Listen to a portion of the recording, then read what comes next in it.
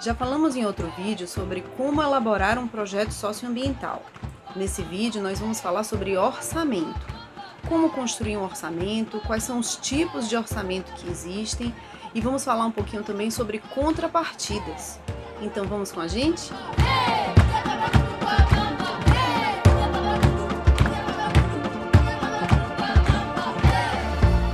O orçamento é aquela parte do projeto em que a gente indica quanto a gente vai gastar para realizar cada uma de nossas atividades. É claro que é muito importante a gente saber que tipo de orçamento o nosso financiador está pedindo. E mais importante ainda é a gente saber o valor máximo que ele está disponibilizando para o projeto. A partir daquele valor total, a gente vai conseguir ajustar as nossas atividades. Se a gente tem muitas atividades para pouco recurso, a gente vai ter que reduzir essa quantidade de atividades. E se de repente a gente fez atividades, mas recursos sobraram, a gente vai poder aumentar e fazer mais atividades com aquele mesmo projeto. Hoje a gente vai dar 3 exemplos de orçamento. A gente vai falar do orçamento por tipo de atividade, a gente vai falar do orçamento por rubrica e o orçamento por cronograma de desembolso. O primeiro orçamento, o orçamento por tipo de atividade, normalmente é uma forma simples e direta da gente pensar sobre quanto a gente vai gastar em cada uma das atividades. Então, se a gente pensou oficina, se a gente pensou visitas, se a gente pensou atividades em campo, atividades de plantio, atividades de construção, a gente vai olhar para cada uma daquelas atividades e pensar o que é que eu preciso para realizar a atividade. E aí eu vou pensar nos valores de cada uma dessas coisas. Eu preciso contratar pessoas, eu preciso comprar materiais, eu vou precisar de consultorias. Do que eu vou precisar? E quanto custa cada uma dessas coisas? Ele é um orçamento fácil da gente visualizar, porque a gente está olhando as atividades, mas por outro lado, quando a gente tem o mesmo custo repetido em várias atividades diferentes, se a gente tem 2 ou 3 oficinas, por exemplo, ele dificulta um pouco da gente ter a visão do todo. E é por causa desse tipo de complicação que a gente vai se aprofundar mais nos outros 2 tipos de orçamento que são os mais comuns, os mais pedidos pelos financiadores. O orçamento por rubrica e o orçamento por cronograma de desembolso, ou cronograma físico-financeiro. Vamos dar uma olhadinha também em exemplos dessas planilhas. Na planilha de orçamento por rubricas, que é adotada por muitos editais, inclusive pelo próprio Fundo Casa, a gente vai ter que se preparar nos tipos de despesa que a gente está enunciando, que a gente está identificando. Então, se a gente for colocar recursos humanos, a gente vai colocar ali a coordenação do projeto. Mas a gente vai colocar ali todo o pessoal também envolvido na execução do projeto. A gente vai colocar, se for o caso, oficineiros, a gente vai colocar mobilizadores, a gente vai colocar o pessoal de apoio administrativo. Todo mundo que a gente precisar contratar e que vai executar o projeto, a gente coloca em recursos humanos.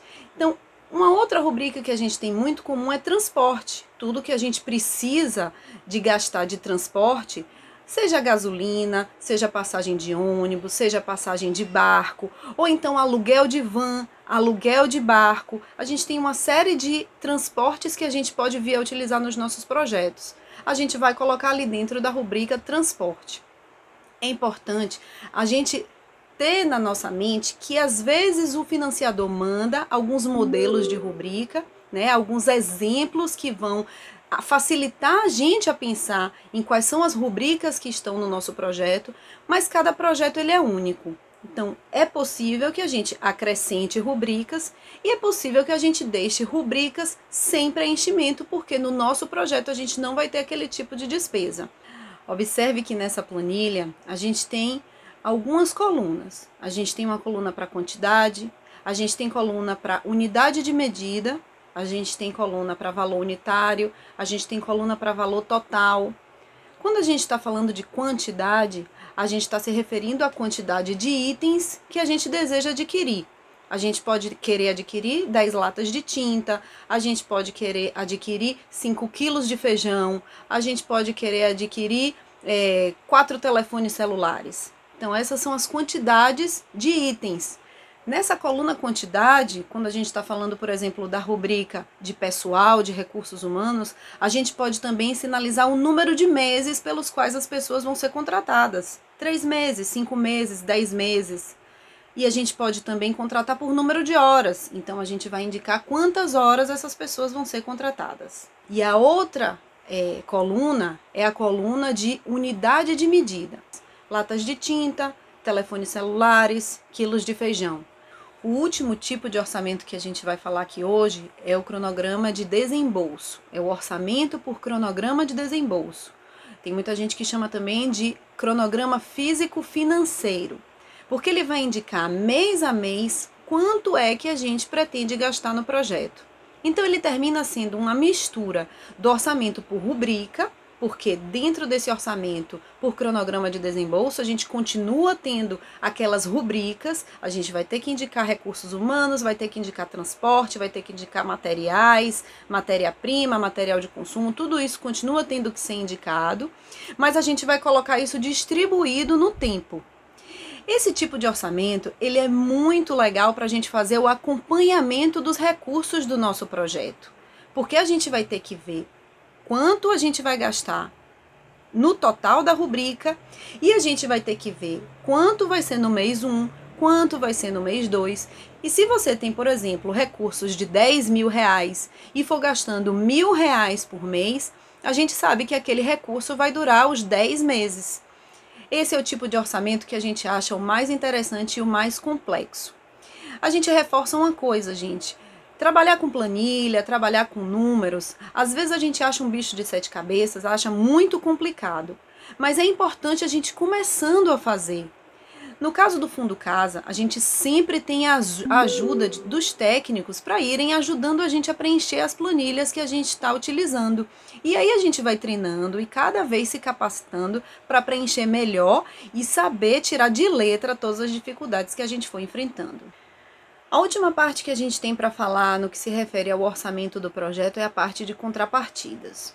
É muito importante a gente olhar direitinho todos os editais que a gente vai submeter, porque tem financiadores que exigem contrapartidas por parte das organizações. E o que é uma contrapartida? Uma contrapartida é um valor que a própria organização vai agregar ao projeto. Então, esse valor não vai vir do financiador. É um recurso que nós temos que investir. É importante a gente refletir que nem todo financiador pede esse tipo de contrapartida, mas é muito comum a gente aportar valores, aportar bens da nossa organização para o nosso projeto, e esses bens, eles têm que ser valorizados, no sentido de que tem que ser atribuído um valor a tudo isso que está sendo utilizado no nosso projeto e que não necessariamente está sendo comprado, está sendo custeado pelos recursos que vêm da organização. A gente tem financiadores que obrigam que tenha uma contrapartida, e normalmente esse é um valor percentual do projeto. A gente tem financiadores que estimulam que a gente reflita sobre as nossas contrapartidas, como é o caso do Fundo Casa. E a gente tem financiadores que nem mencionam contrapartidas, e que eles só estão doando esses recursos para que as organizações façam e desenvolvam os seus projetos. É muito importante a gente verificar isso com antecedência, porque a gente sabe que muitas organizações de base comunitária, elas não têm recurso sobrando para investir no projeto.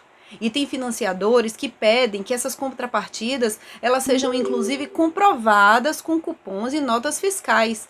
Então não pode ser apenas a disponibilização de um bem, tem que ser realmente um recurso investido pela organização. Isso termina impossibilitando que pequenas organizações de base comunitária submetam em editais que exigem essas contrapartidas.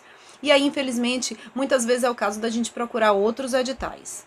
Tendo como exemplo o Fundo Casa, eles sempre enviam, junto com as planilhas de prestação de contas, uma planilha de contrapartidas, que é para a gente fazer o exercício de ir mensurando, de ir pensando quanto é que a gente está investido de contrapartidas. E muitas vezes um projeto que a gente recebeu R$30 mil se transforma em um projeto que teve um valor de 35, de 40 mil reais por conta das contrapartidas que foram sendo aportadas pelas próprias organizações comunitárias. Então, o Fundo Casa faz isso como parte de um exercício de fortalecimento institucional. E o que é importante nesse exercício é a gente pensar que nem sempre as contrapartidas são dinheiro efetivamente gasto. Então a gente tem que refletir sobre tudo aquilo que a gente está conseguindo sem gastar dinheiro também. Tudo aquilo que está sendo utilizado.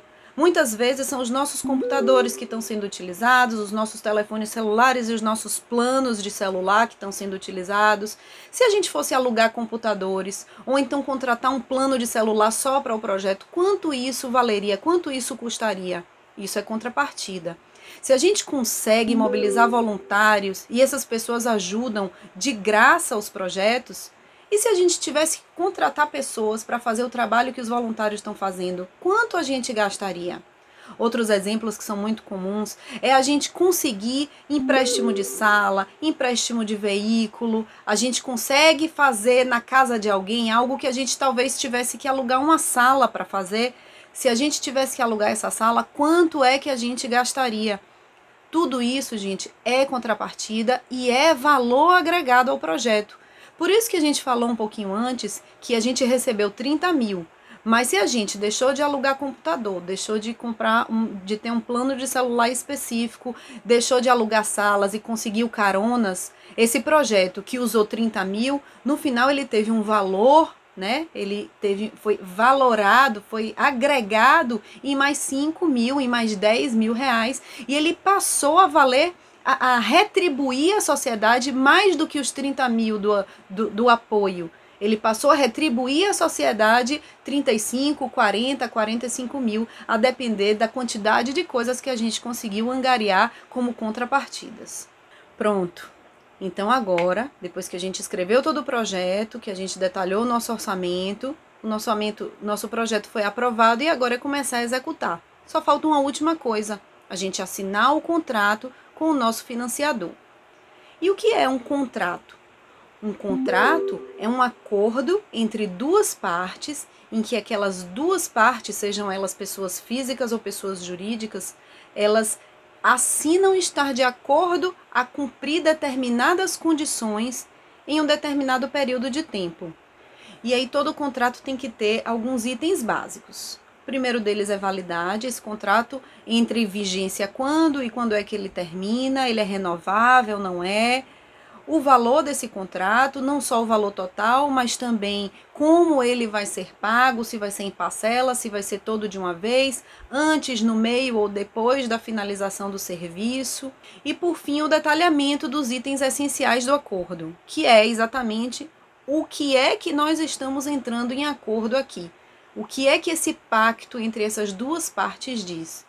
E é por isso que a gente reforça uma coisa que é óbvia, mas que nem todo mundo faz, que é ler com muito cuidado os nossos contratos.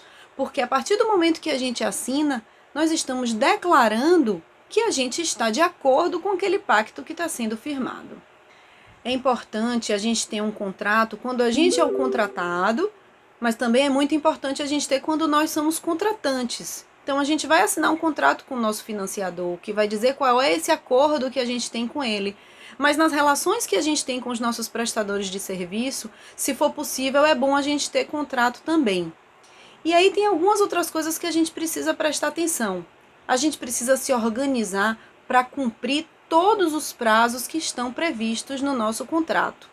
A gente tem que enviar relatórios, a gente tem que preencher formulários, fazer uma prestação de contas específica. Então, quando a gente assina o contrato, a gente está se comprometendo a fazer aquelas coisas. Então, a gente tem que colocar isso dentro do cronograma do nosso projeto também. É muito importante a gente manter sempre esse contrato arquivado, seja em meio físico ou em meio digital. Se puder ser das duas formas, ainda melhor.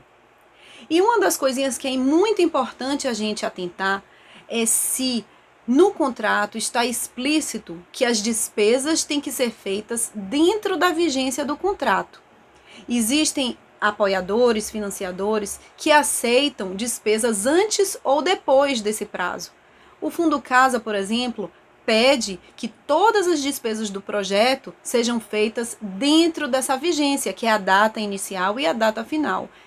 Então é muito importante a gente olhar isso com muito cuidado para a gente não fazer despesas antes do contrato começar e depois, na hora de prestar contas, isso não ser aceito pelo nosso financiador.